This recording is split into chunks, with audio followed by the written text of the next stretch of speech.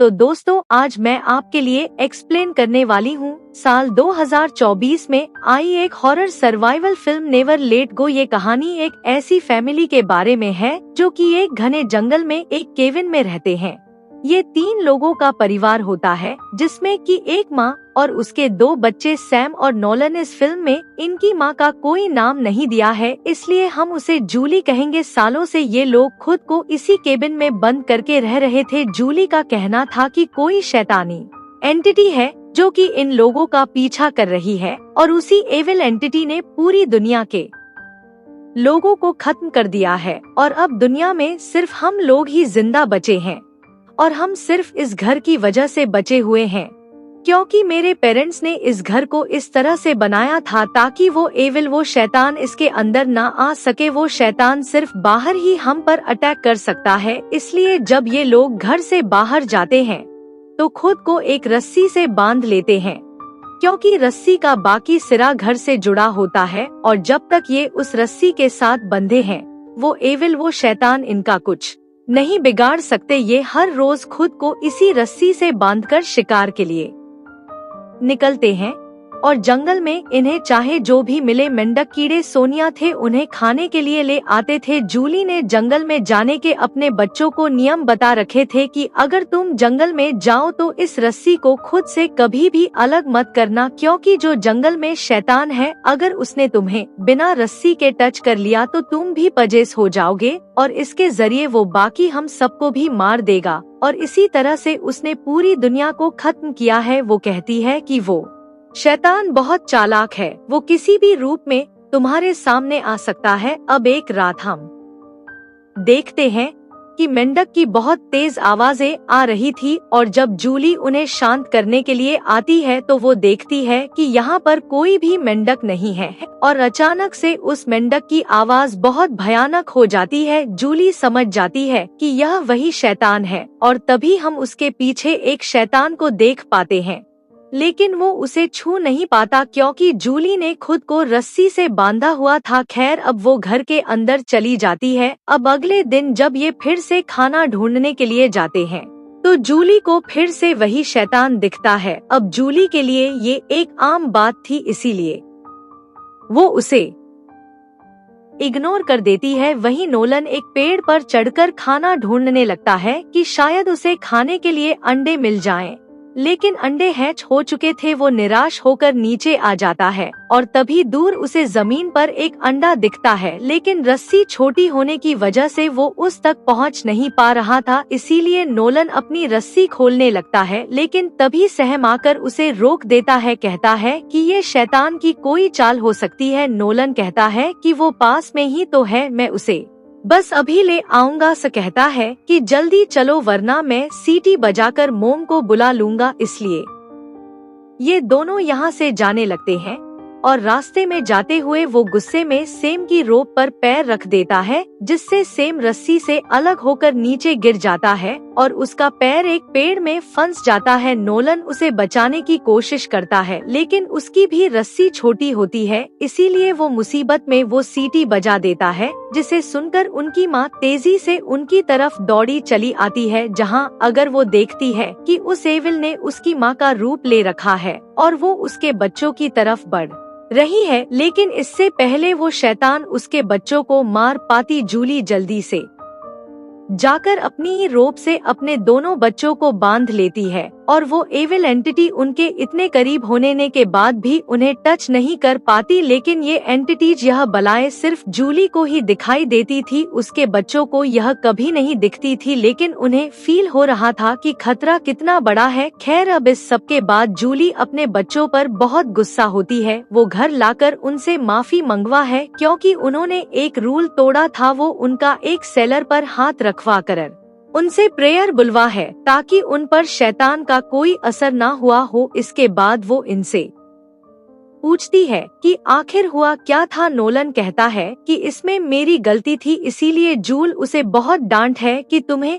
कुछ अंदाजा भी है कि अगर मुझे आने में थोड़ी भी देर हो जाती तो क्या होता, वो एविल तुम्हें छूता और सब खत्म हो जाता। फिर डिनर करते हुए जूली अपने बच्चों को बताती है कि वो एविल किस तरह से ट्रिक करता है। वो इन्हें यहाँ पर एक कहानी सुनाती है कि शैतान एक बार एक छोटी लड़की के रूप में मेरे सामने आया था। वो लड़की मेरी रस्सी की लिमिट से थोड़ी ही दूरी पर थी, उसका पैर एक गड्ढे में फंसा हुआ था। वो मदद के लिए चीख रही थी, चिल्ला रही थी, लेकिन मुझे पता था कि एक चाल है, एक लावा है। मैंने उसे इग्नोर कर दिया, लेकिन उस लड़की के चीखने की आवाजें मुझे आज भी हर रोज आती हैं।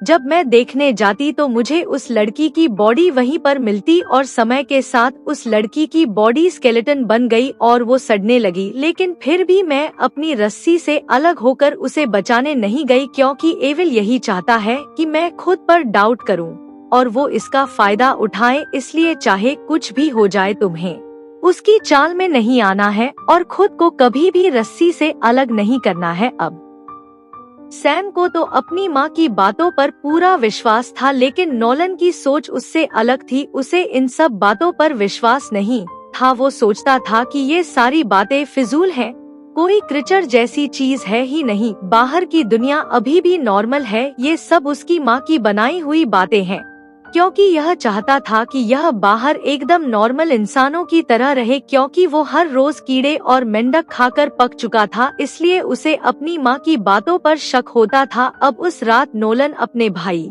सैम से बात करता है। वो कहता है कि आज हम रस्सी के बिना बाहर थे, लेकिन देखो हमें कुछ भी नहीं हुआ। सैम कहता है कि हम मरते मरते बचे हैं और तुम यह बातें कर रहे हो। फिर नोलन कहता है कि मॉम ने डैड, ग्रैंडपा और ग्रैंड माँ को क्यों मारा था। समम कहता है क्योंकि एविल ने उन्हें पजेस कर लिया था और मॉम ने हमें बचाने के लिए ऐसा किया। लेकिन नोलन अपनी माँ पर ही सवाल उठाने लगता है, जिस पर सैम कहता है कि मुझे तो अपनी माँ पर पूरा भरोसा है और तुम्हें भी उन पर करना चाहिए। वहीं दूसरी तरफ वो एविल एंटिटी जूली के हस्बैंड के रूप में उसके सामने आती है। वह जूली के पास्ट के बारे में उससे कुछ बातें करता है और उसे इमोशनली तोड़ने की कोशिश करता है, लेकिन जूल कहती है कि वो मेरा पास्टर था और मेरा उससे कोई लेना देना नहीं है मैं जीती हूँ।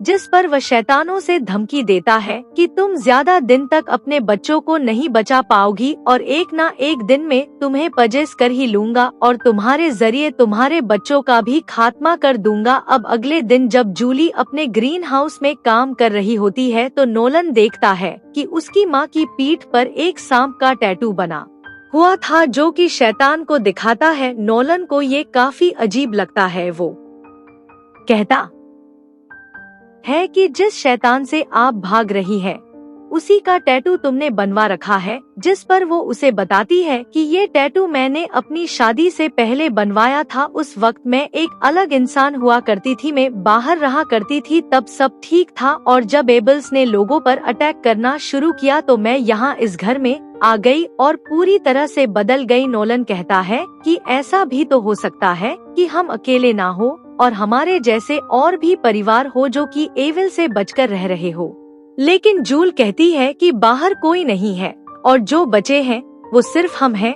अब रात में जब जूली नहा रही होती है तो नोलन वहाँ पर आता है, जो कि नींद में चल रहा था। क्योंकि नोलन को नींद में चलने की बीमारी थी, इसलिए उसकी माँ ने उसके पैर में घंटी बांध रखी थी कि कहीं वो रात में नींद में घर से बाहर ना निकल जाए। लेकिन आज वो घंटी बांधना भूल गया था, इसलिए जूल उसे ले जाकर वापस उसे सुला देती है। अब अगले दिन जब जूली खाना ढूंढने के लिए जाती है तो उसे एक कोआ दिखाई देता है, लेकिन जूल जब उसे क्रॉस बो से मारने के लिए जाती है तो वो देखती है कि वो कोवा नोलन के चेहरे को नोच कर खा रहा है, जिसे देखकर वो सहम जाती है।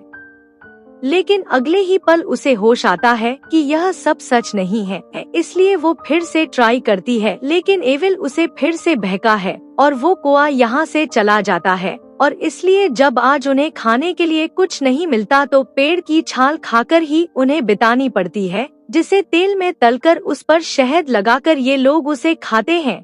खैर, अब एक दिन जब ये तीनों पेड़ की छाल निकाल रहे होते हैं कि तभी नोलन देखता है कि वहाँ पर जूल और सैम नहीं है कि तभी कोई उसकी रस्सी को खींचने लगता है और उसे खींचता हुआ कुएं के पास तक ले आता है और हम कुएं में एक सांप की तरह दिखने वाले क्रीचर को देख पाते हैं।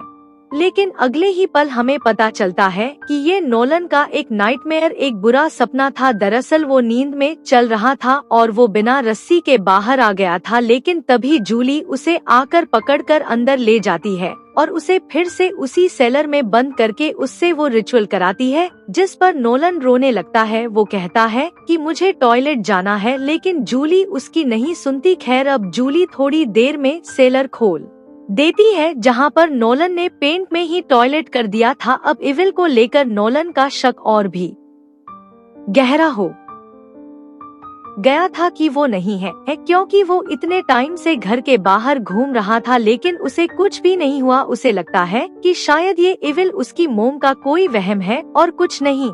इसलिए वो रात में सैम से कहता है कि अब बहुत हो चुका, अब हमारे पास खाना खाने तक के लिए नहीं बचा है, हमें खाना लाने के लिए बाहर जाना ही होगा। लेकिन सैम तो अपनी माँ पर बहुत भरोसा करता था, इसलिए वो जाने से मना कर देता है। वहीं जूली को नाइटमेयर आता है कि उसे शैतान ने पजेस कर लिया है और वो अपने बच्चों को मार कर खा गई है। खैर, अब अगले दिन जूली अपने बच्चों को अपना एक पुराना कैमरा दिखाती है। बच्चों ने पहली बार किसी ऐसी चीज को देखा था। जूल उन्हें बताती है कि ये एक कैमरा है और इससे फोटो खींचे जाते हैं, और फिर उन्हें अपनी एक पुरानी फोटो दिखाती है जो कि इसके शादी के पहले की थी। और हम देख पाते हैं कि वाकई में जूल पहले कितनी अलग थी। साथ ही जूली ने बताती है कि अब खाने के सभी रिसोर्सेस खत्म हो चुके हैं और हम छाल खाकर भी जिंदा नहीं रह सकते, इसलिए हमें कोड़ा को मार कर खाना होगा, यानी कि इनका पालतू डॉग। लेकिन नोलन इस बात के लिए राजी नहीं होता, इसलिए वो अपनी माँ से बहस करने लगता है। लेकिन सैम अपनी माँ को इसमें सपोर्ट करता है, जिस पर नोलन कहता है कि मुझे इस घर से और तुम लोगों से नफरत है। इसके बाद वो अपने डॉग को लिपटकर रोने लगता है, लेकिन जूल जबरदस्ती कोड़ा को उसे छुड़ाकर अपने ग्रीन हाउस में ले जाती है। जूल भी कोड़ा को मारना नहीं चाहती थी, लेकिन उसके पास भी दूसरा कोई रास्ता नहीं था। लेकिन इससे पहले वो कोड़ा को मारती ही नोलन बिना रोक के ही बाहर आ जाता है और कहता है कि मैं आपको यकीन दिलाने आया हूँ कि कोई भी एविल नहीं है और आपको किसी से भी डरने की जरूरत नहीं है। और यह कहकर वो अपनी माँ की रूप भी काट देता है। तभी कोड़ा वहाँ से भाग जाता है और नोलन अपनी माँ को ग्रीन हाउस में ही बंद कर देता है, वो भी बिना रस्सी के। इससे जूल बहुत डर जाती है और नोलन को बताती है कि वो एविल सच में है, मैं गलती से खुद ही उन्हें यहाँ पर लेकर आई थी और जूल ने ये बात अपने बच्चों से छिपा रखी थी। लेकिन नोलन फिर भी वो दरवाजा नहीं खोलता और तभी जूली के पास वो एविल एंटिटी आती है जो कि उसके माँ के रूप में थी। वो जूली को गाली बकते हुए कहती है कि तुमने मुझे जहर देकर मारा था। इसके बाद वो एंटिटी जूली की तरफ बढ़ने लगती है, यह कहकर कि वो उसे भी पजेस करके उसके बच्चों को मार देगी। लेकिन इससे पहले वो एंटिटी जूली को खत्म करती वो अपना ही गला काट कर खुद की जान ले लेती है। अब इतने में ही सैम आकर ग्रीन हाउस का दरवाजा खोलता है और अपनी माँ को यहाँ पर मरा हुआ देखकर दोनों बच्चे बुरी तरह से टूट जाते हैं।